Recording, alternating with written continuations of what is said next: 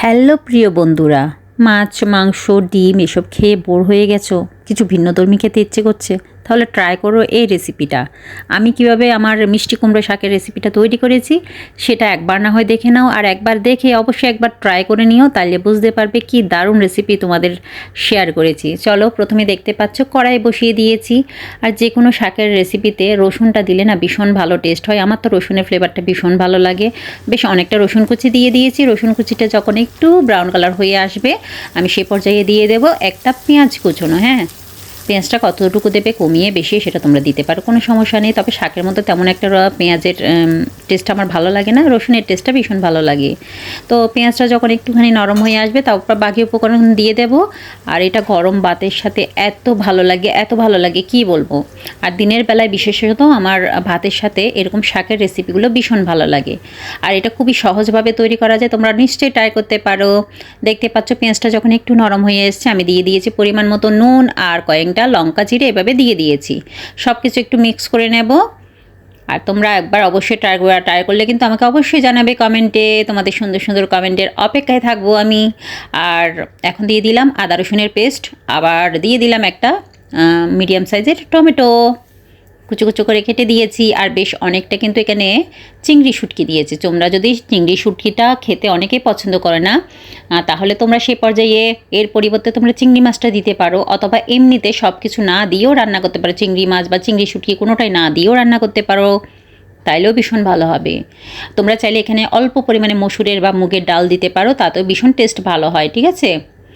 আর এখন দেখতে পাচ্ছ টমেটো কুচি বা শুটকি যখন একটু ভাজা ভাজা হয়ে গেছে তখন আমি দিয়ে দিলাম এখানে আলুটা প্রায় আমি 50%-এর মতো সেদ্ধ করে নিয়েছিলাম আগে থেকে, সেটা এরকম করে ছোটো ছোটো পিস করে নিয়েছি, সেটা এখানে দিয়ে দিলাম। আলুটা চাইলে তোমরা এমনিতেও দিতে পারো, সেদ্ধ করার প্রয়োজনই নেই, এমনিতেও দিতে পারো, তবে সিদ্ধ করে দিলে রান্না করতে তাড়াতাড়ি হয়ে যায় আর হচ্ছে খুব ভালো টেস্ট হয়।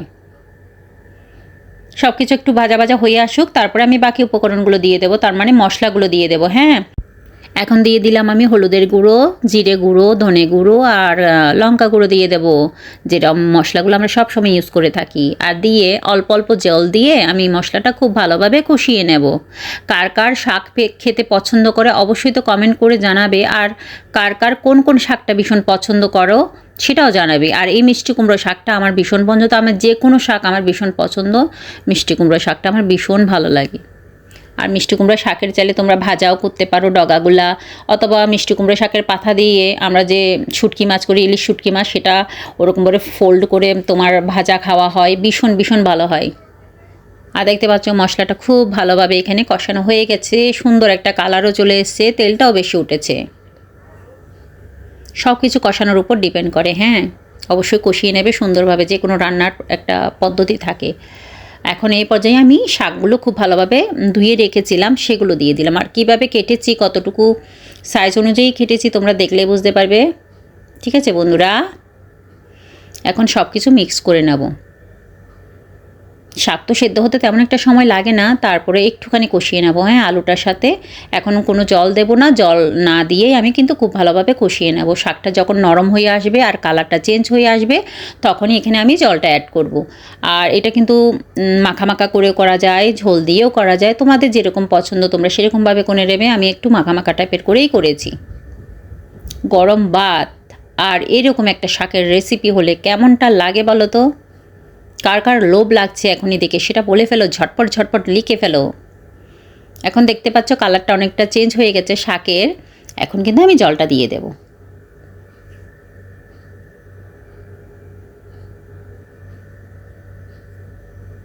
অসাধারণ একটা মেনু, অবশ্যই ট্রাই করো। আর তোমরা যদি ট্রাই করো তাহলে আমার ভীষণ ভালো লাগে। তোমরা যে সুন্দর সুন্দর কমেন্টগুলো দাও না, আমার কাজের প্রতি এত ভালোবাসা, এত অনুপ্রেরণা আমি পাই, সত্যি বলার নয় সেটা। তোমাদেরকে অনুরোধ রইল সবসময় আমার সাথে এভাবেই থেকো। দেখতে পাচ্ছ জলটা দিয়ে দিয়েছি আমি, এখন ঢাকা চাপা দিয়ে 5 থেকে 10 মিনিটের জন্য রান্না করে নেব। আর ঢাকা চাপা দেওয়ার আগে কিন্তু আমি এখানে অল্প পরিমাণে ধনেপাতাটা দিয়ে দেব, যদিও আমি পরেও ধনেপাতাটা আবার ইউজ করব। তারপরও আমি রান্না করার সময়, রান্নার যখন জল ফুটাতে দিই বা ঝোলটা দিয়ে দিই তখন কিন্তু আমি অল্প পরিমাণে ধনেপাতা সব সময় আগে থেকেই দিয়ে দিই। এটা আমার অভ্যাস হয়ে গেছে, আর কেন জানি না আমার মনে হয় এতে করে টেস্টটা ভীষণ ভালো হয়। ধনেপাতাটা দিয়ে আমি সেদ্ধ করতে বসিয়ে দেব, মানে ফুটতে বসিয়ে দেবো, রান্না হতে প্রায় 5 থেকে 10 মিনিটের জন্য। এর ফাঁকে ফাঁকে কিন্তু আমি ভাতটা বসিয়ে দিয়েছি, কারণ না আমি লোভ সামলাতে পারছিলাম না। আমি বলছি না, এদিকে শাকটা হতে থাকুক, ওদিকে ভাতটাও হতে থাকুক। ভাতটা যখনই হয়ে যাবে আর শাকটা যখনই হয়ে যাবে, আমি দাপাস করে নিয়ে বসে যাব, এক প্লেট থালা নিয়ে আর পুরো কড়াই নিয়ে আমি বসে যাব। না না, আমি সবটা একা খাইনি তো, সবাইকে দিয়েই খেয়েছি। আরে আমার বর তো শাক খেতে পছন্দই করতো না, এখন সব শাকই তার ভীষণ পছন্দ। খাওয়াতে খাওয়াতে এমন পর্যায়ে নিয়ে এসেছি না, তার সব শাকই পছন্দ। দেখতে পাচ্ছ খুব ভালোভাবে সেদ্ধ হয়ে গেছে। এখন আমি ধনেপাতা দিয়ে নামিয়ে নেব, তাইলে আমার একদম রেডি হয়ে যাবে। যারা নতুন বন্ধু আমার চ্যানেলটা ভিজিট করবে তারা অবশ্যই চ্যানেলটি সাবস্ক্রাইব করে লাইক কমেন্ট করে পাশে থেকো। আর পুরনো বন্ধুরা তো সবসময় আমার পাশে ছিলে, আছো আর থাকবে, সেই বিশ্বাস আর ভালোবাসাটা আমার প্রতি তোমাদের প্রতি আছে। তাহলে আবার দেখা হবে নতুন কোনো রেসিপি বা ব্লগ ভিডিওর সাথে। তোমরা ততক্ষণ পর্যন্ত সবাই ভালো থাকবে, নিজেদের খেয়াল রাখবে। এই রমজান মাসে যারা যারা আমার বন্ধুরা আছো তারা রমজানটা তাদের খুব ভালো কাটুক, সেটাই দোয়া করি তোমাদের জন্য। সবাইকে অনেক অনেক শুভকামনা। আর হচ্ছে আমার নতুন পুরনো সব বন্ধুদেরকে বলছি অনেক অনেক ভালোবাসা। তোমরা সব সময় নিজেদের খেয়াল রাখবে, সাবধানে থেকো, সুস্থ থেকো।